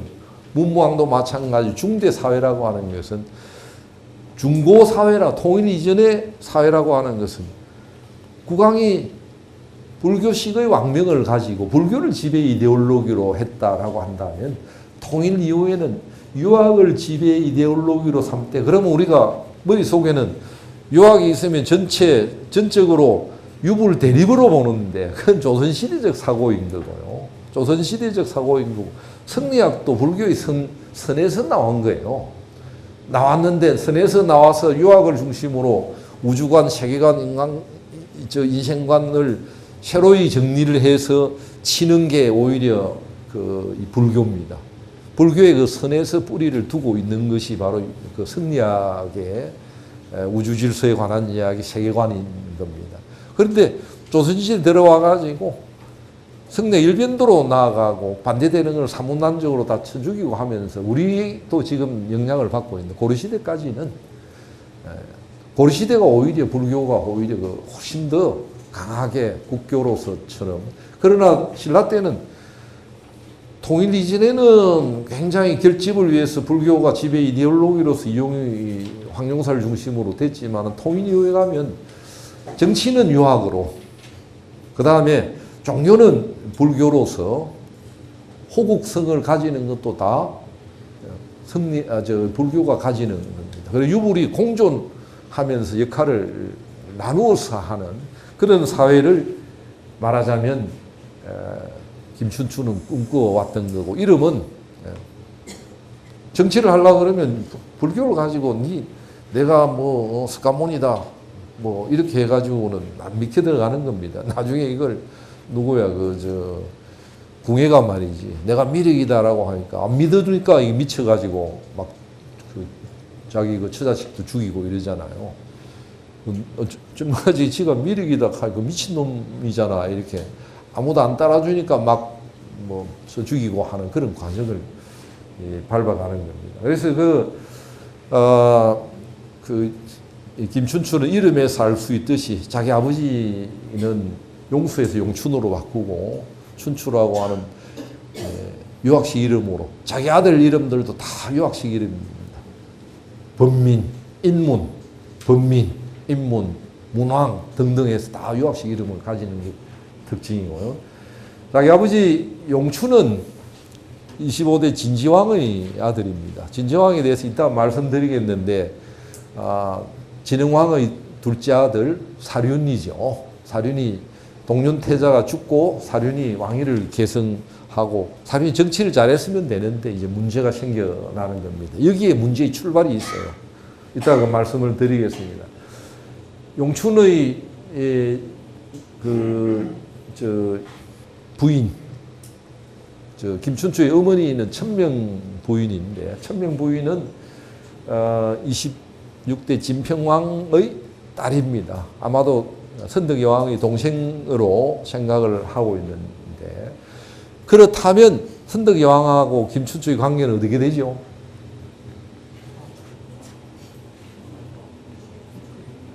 예?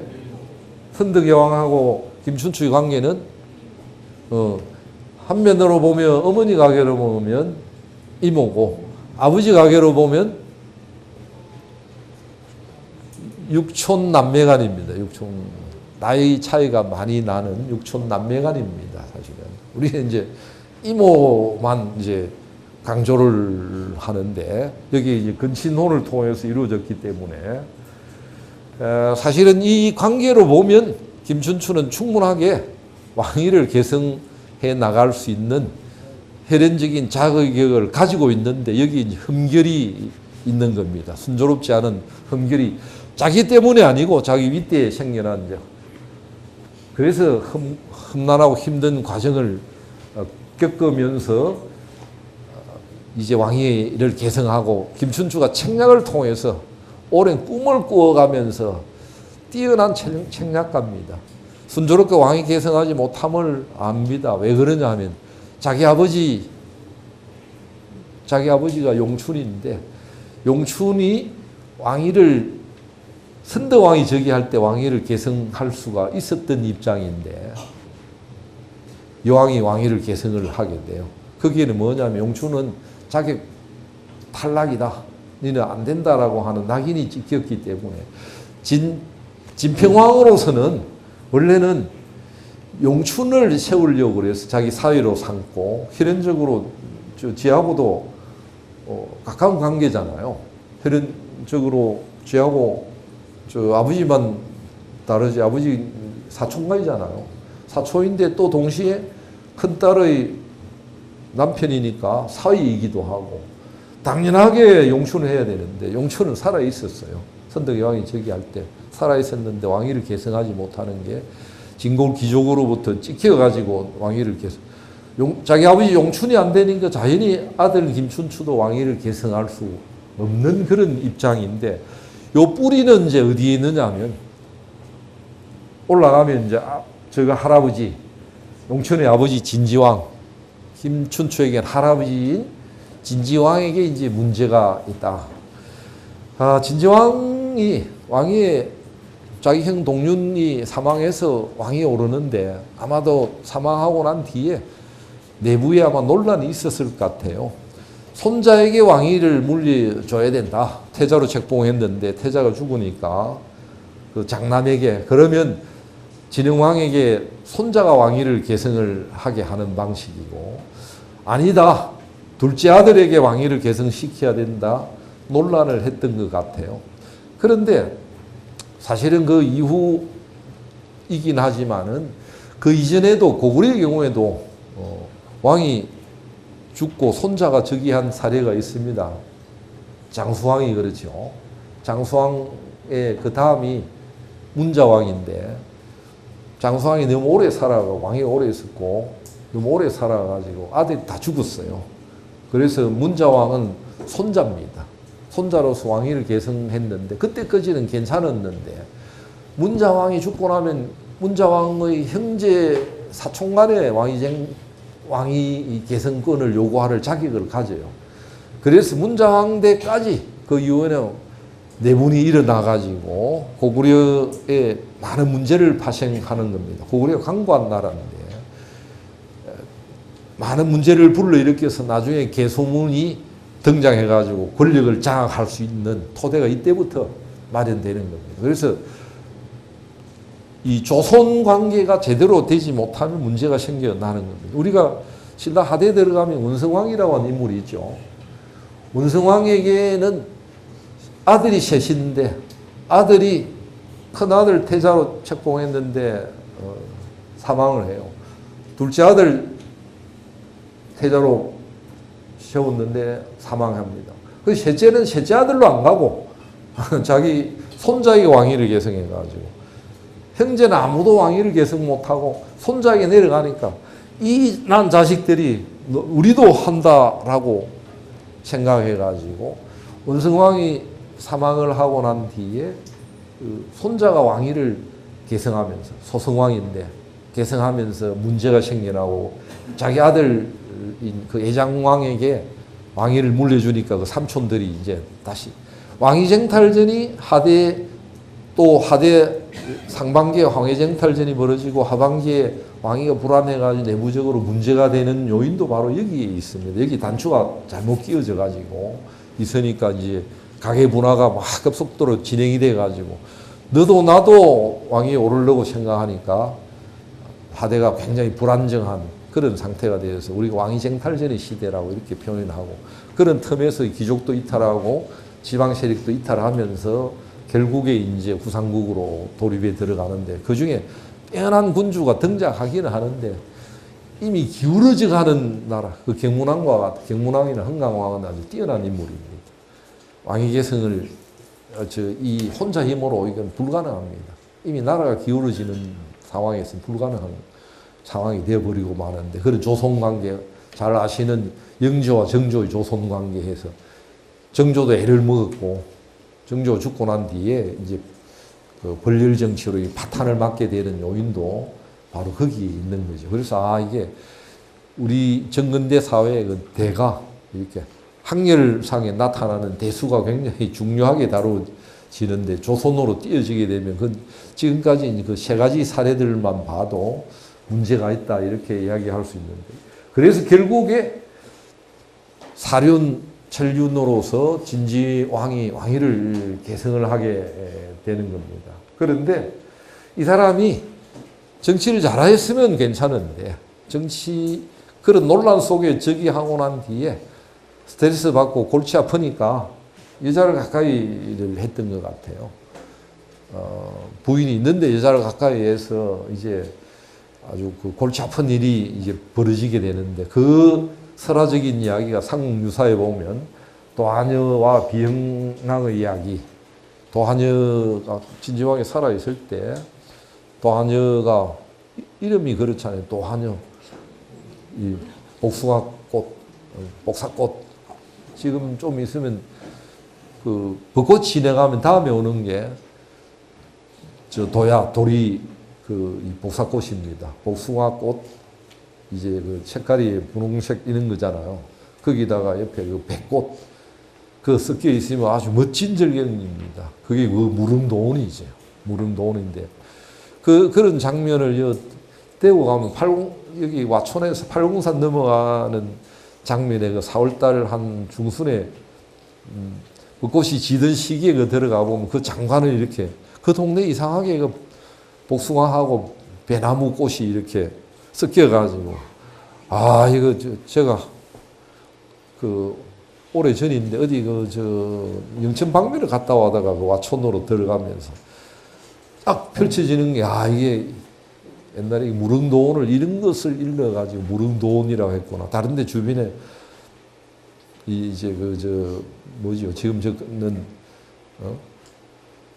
지금 저 꽃 지금 피고 있는 게 저기 뭐죠? 벚꽃. 갑자기 벚꽃이 기억이 안 나네. 벚꽃이랑 우리 화무 11홍이라고 그러잖아요. 벚꽃을 일러가지고 벚꽃은 10일 만에 온도만 맞으면 하루아침 막 피었다가 막 지는 게 그거는 이제 벚꽃과 같은 그 일본 사람들이 벚꽃을 좋아하는 이유도 거기에 있어요. 예, 벚꽃놀이를 가는 우리 그 영향인데 일본 사람들 벚꽃놀이 갈 때 집안에 그거 해가지고 가서 한 나무에 한 그릇씩 이래가지고 무사의 그 어떤 걸 모습을 보여준다고 그래서 그 무사들 이야기 나오면 벚꽃이 마치 그 비가 내리듯이 나중에 벚꽃은 피는 장면은 하루 저녁에 확 피고 오늘 밤에 있다가 아침에 일어나 보면 다 피었어요. 그런데 멋진 장면은 오히려 지는 장면입니다. 지는 장면을 보면 눈이 내리는 장면처럼 바람이 날려가지고 그런 걸 즐기러 한번 가보시기 바랍니다. 나는 벚꽃 필 때는 안 가고 질 때는 가는 벚꽃 필 때는 사람들이 너무 많이 모여가지고 여기도 뭐 다음 이번 주말인가 벚꽃 축제를 한다고 그러는데 벚꽃이 경주 지역에 제일 오래 가는 것이 무장사에 가는데 거기 보면 경주에 조금 아는 사람들은 경주에 그 시가지하고 벚꽃 지고 나면 말이죠. 제일 늦게까지 남아있는데 거기가 많은 사람들 소수만 와가지고 그 큰 벚꽃나무들이 그 길가에 그 길지는 않은데 한 100m씩 이렇게 들어 있습니다. 요건 좀 비밀 사항이고 한데 나중에 한번 가시고 또 하나는 말이죠. 거기는 사람들이 잘 안 가는데 그 명알산성의 옆에 보면 돌아가면서 그 물 흘러가는데 거기에 또 심어놨는데 그것도 복잡하게 안 가도 거기 가면 벚꽃을 이렇게 벚꽃길을 걸어 볼 수 있는 곳인데 가서 앉아 있으면 그 사람 잘 찾지를 않아요. 우리는 복잡한 데 싫어해가지고 거기 가보면 그 차도 한 잔 먹으면서 구경할 수 있는 좋은 공간이고요. 거기에요. 내가 잘 모르겠는데 거기가 마지막은 아니고 중간에 사람이 별로 안 찾는 그런 거고 맨 마지막에 여기 다 지고 난 뒤에는 무장사에 들어가기 전에 보모노에서 넘어가는 길목에 가면 좋은 그 곳이 있습니다. 그래서 이게 도하녀라고 하는 게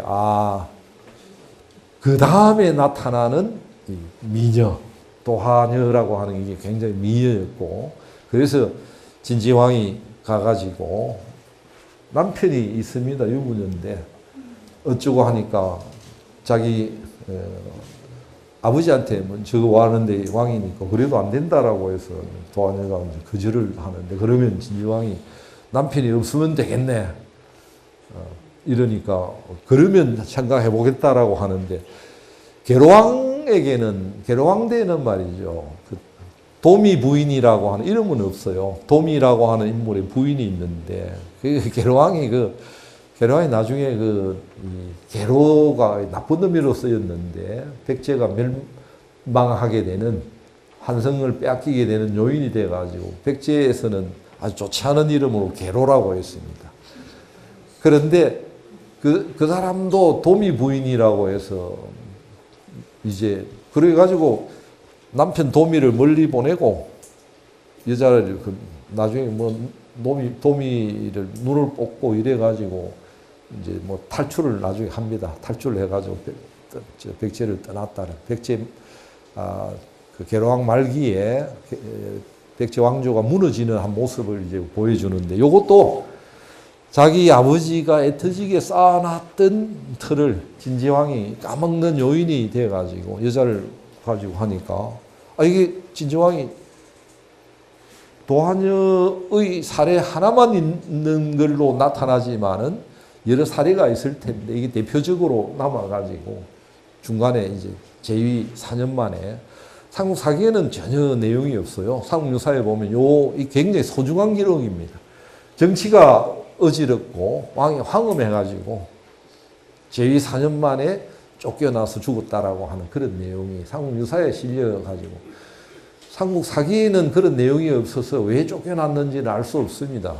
삼국유사는 삼국 사기에는 왕이 그런 일을 했던 걸 밝히기를 유학적 사관에서는 그 드러내놓기가 어려워서 그런지 그런 내용이 일치 없는데 아주 소중한 기록입니다. 이게 문제가 됐는데 여기에 태어난 아들이 이제 남편이 죽으니까 귀신이 돼가지고 진지왕이 나타나서 도하녀 네 전에 약속 안 했나라고 하니까 저 아버지한테 물어보니까 네 전에 약속했으니까 라고 해서 이제 귀신하고 관계를 맺어가지고 난 자식이 반은 귀신이고 반은 사람인데 이게 이제 뭔가를 형상화했는 건데 저는 이제 요 인물이 용춘이 거다라고 하는 그런 견해에 저는 찬동을 합니다. 용춘이라고 하는 인물이 진지왕의 정통에 자식이 없어서 그 정통이 아니고 진지왕이 살아있을 때 그 죽고 귀신이 관계를 맺어가지고 뭐 했다라고 하는 거는 그 있을 수 없는 일이고 신라는 저는 일부일처라고 생각을 하거든요. 그래서 그 정치에게는 자식을 못 낳고 도하녀라고 하는 후처가 아니고 여기에는 처첩인 것 같아요. 정식으로 인정을 받지 못하는 여인에게서 얻었던 아들이 바로 비형랑인데 여기에는 귀신하고 노는 걸로 되어 있는데 귀신하고 논다는 게 뭐 다리도 낳고 뭐 어쩌고 했다라고 되어 있는데 그런 경우 있을 수 없는 일이고 이거는 뭔가가 배척을 당하는 정상적 인간으로 대접을 못 받는 그런 존재로 그려져 있어서 용춘이 바로 그걸 상징하고 있는 게 아닌가 그렇게 생각이 됩니다. 그렇게 보면 용춘은 진지왕의 유복자이고 정통으로 낳지 않은 사생아였고 그래서 이것 때문에 정치가 어지럽고 황엄해가지고 진지왕이 쫓겨나게 되고 그 다음에 이제 다시 그 동륜의 아들 진지왕의 그 조카인 진평왕이 승계를 하게 된다 이렇게 생각이 됩니다. 그런데 합의에 의해서 진평왕이 왕위를 계승을 했는데 사실은 그 귀족들이라고 하는 게 이제 이런 생각을 해야 됩니다. 귀족들이라고 하는 것은 뭐냐면 자기들 중심으로 합의에 의해서 국가가 움직여 나가는 걸, 그 권력을 나누어 가지자는 분점하자, 나누어서 행사를 하자 이런 입장을 귀족들이 가진다면 국왕은 우리가 흔히 권력은 자식하고도 안 나눈다고 그러죠. 아버지 자식 간에도 권력을 쟁탈하는 예들이 무수하게 있기 때문에 이거는 권력은 말이지. 물론 이제 왕을 예예하면서 따라다니는 그 그룹이 이거는 집중형입니다. 권력을 분산하지 않고 요게 항상 국왕 중심으로 신을 중심으로 군권과 신권의 관계라고 하는 게 정근데 지금도 마찬가지입니다. 지금까지도 이어지고 있는 그런 모습들인데 합의에 의해서 왕위를 계승했지만 진평왕의 입장은 뭐냐면 다시 나는 내 중심으로 권력을 강화를 해 나가려고 하는 그런 노력을 기울이게 되는 겁니다. 그래서 진평왕이 왕위에 오르고 난 뒤에 제도를 많이 정비를 하게 돼요. 법흥왕, 진흥왕이 출발을 했지만은 사실은 제도적인 틀을 국가 경영의 제도적인 틀을 갖춘 것은 진평왕이고요. 진평왕이 54년 동안 신라에서는 가장 오래 왕위에 있었습니다. 왕위에 있으면서 제도적인 틀을 갖추면서 국왕을 정점으로 한 체제를 강화함으로써 굉장히 안정적인 기반을 구축을 하는데 특히 이데올로기로 불교식으로 내세운 게 이제는 전륜성왕은 이제 한물 가고 표방한 게 뭐냐 홀리 패밀리 신성가족 신앙 우리 가족이 신성하다. 누구냐? 스카모니 일족이다라고. 나는 스카모니 아버지다. 진평왕이.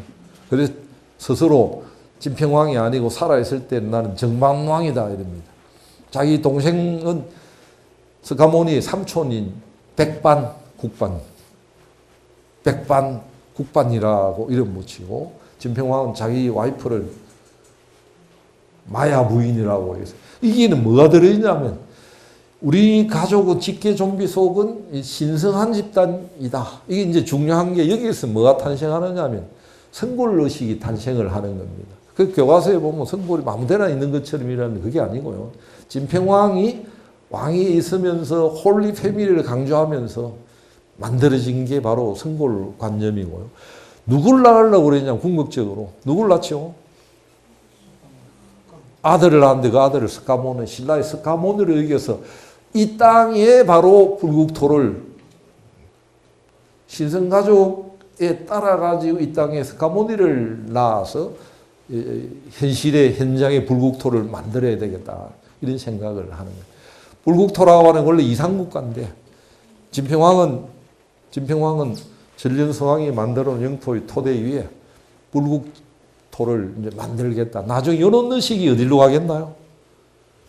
나중에 가면 이제 토암산으로 불국사로 불국정토를 이제 그걸로 옮겨가는데 지금은 이제 초점이 어디에 있느냐면 진평왕대의 새로운 초점을 둔 불국토의 부심은 어디로 가냐면 남산에 있습니다.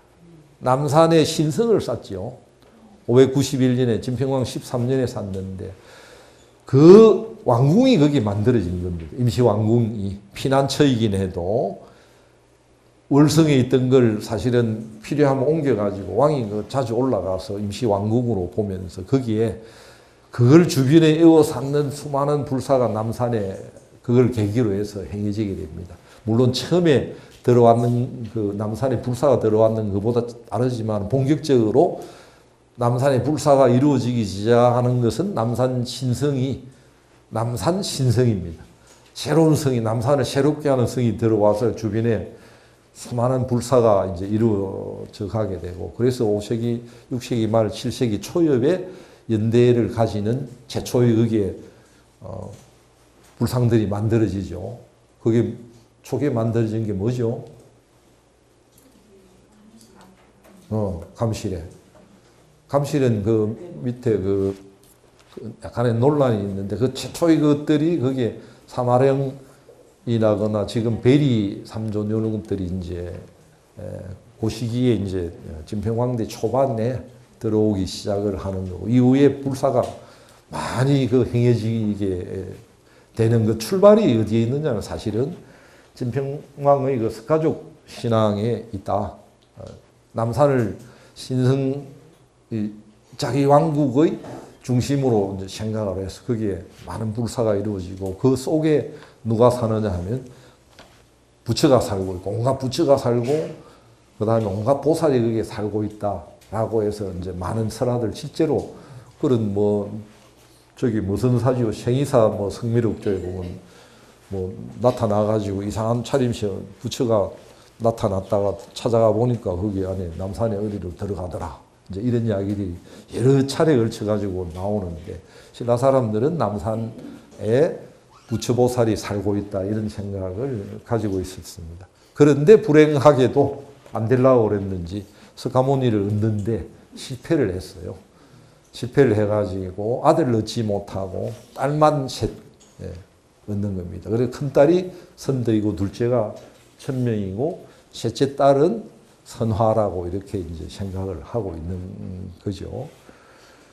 이런 과정에서 자연히 스카모니를 못 얻었지만은 요 소수의 집단은 신성한 골족이다. 신성한 혈연을 가지고 있다라고 하는 그래서 나온 게 그전에는 전륜성왕이라고 한다면 요거는 성골이라고 하는 것이 골족 중에 우리는 신성한 쪽이다. 그런데 요거는 진평왕의 직계 좀비 속만 또 아들을 못 낳은 바람에 이건 단편으로 끝날 수밖에 없는 겁니다. 골이라고 하는 게. 그 이제 참고로 우리가 품이 있고 두 품이 있는데 그 골은 뭐냐 하면요. 골은 뼈라고 하는 개념이 아니고 우리말로 골이 뭐죠? 골이 머릿속에 들어있는 골수를 가리키는 겁니다. 우리가 아이 골치야라고 하면 머리에 있는 거를 가리키는 거죠. 그동안에 이게 골이 뼈다 뭐 어쩌고 하는데 제가 했어요. 이거는 골은 그게 아니고 겉으로 드러나는 거는 두다. 겉으로 드러나는 것보다 머리를 움직여가는 핵심은 뭐다? 골수다. 그래서 골품이 있고 두 품이 있다. 골의 품이 있는데 그건 승골과 진골인 거고 골은 원래 하나인데 나누어져서 승골, 진골이고 두는 헤아릴 수 있는 거기 때문에 한 머리 사람이나 동물이나 머리가 많은 게 부자잖아요. 1품부터 6품까지 이렇게 나누어져 있는 두 품이 있고 골품이 있는데 우리가 골품제라고 하는 것은 골 쪽 중심으로 대표하지만 실제로는 골품제가 있고 두품제가 있다. 이렇게 이제 골품에서는 성골과 진골로 이제 골이 하나였는데 나누어져 가지고 성골이 짧은 시간에 진평왕대 정치적 이유 때문에 석가족 신앙 때문에 나왔다가 소멸을 했는데 요게 이제 명문이 돼 가지고 선덕 여왕이 딸이지만은 즉위를 하게 됩니다. 이 진평왕이 54년 동안 왕위에 있으면서 사실 그 체제도 우축하고 이제 눌렸지만은 언젠가 귀족들이 되살아나게 돼 있는 겁니다. 아무리 눌려도 잡초처럼 다 되살아나는데 진평왕이 사망을 할 때 이제 왕위를 누구한테 몰래 석가모니를 못 얻게 되니까 누구한테 가야 될 것인가 라고 하는 게 이제 쟁점이 돼 가지고 찬반 양론으로 나눠집니다. 아들을 처음엔 하려고 그러니까 아들이 남자아이를 하려고 그러니까 용춘밖에 없어요. 용춘 아니면 그 아들인 그 김춘추밖에 없는 거예요. 하려고 그러니까 이쪽 떼거리를 반대를 하고 여자를 이제 자기 딸을 내세우려고 그러니까 또 반대를 하는 겁니다. 또 반대를 해요. 그래서 진평왕이 죽기 1년 전에 631년에 칠숙과 석품의 모반 사건이 일어납니다. 그건 선덕의 즉위에 반대하는 그런 모반인데 모반하다가 실패해가지고 도망을 가는데 혼란스러웠습니다. 그런데 일단 타협을 보게 돼요. 타협을 보게 되는 게 이제 선덕 여왕을 미는 쪽은 뭐냐면 여기 성골 남진 의식이다. 성골 남자가 다 됐기 때문에 여자도 왕위에 계승할 수 있다. 이런 주장이고. 그 다음에 여자는 유학에 따라 가지고 여자가 왜 정치하노? 이제 이런 입장입니다. 요게 크게 그 대립을 하게 되는데 요 사이에 적당한 타협이 이루어지게 되는데 여기에 대해 가지고는 다음에 이제 그 김춘추의 즉위하고 그 다음에 이제 김유신하고 연결해서 전쟁이 일어나는 이야기하고 연결해가지고 다음 시간에 말씀드리도록 하겠고 이걸로 마치겠습니다.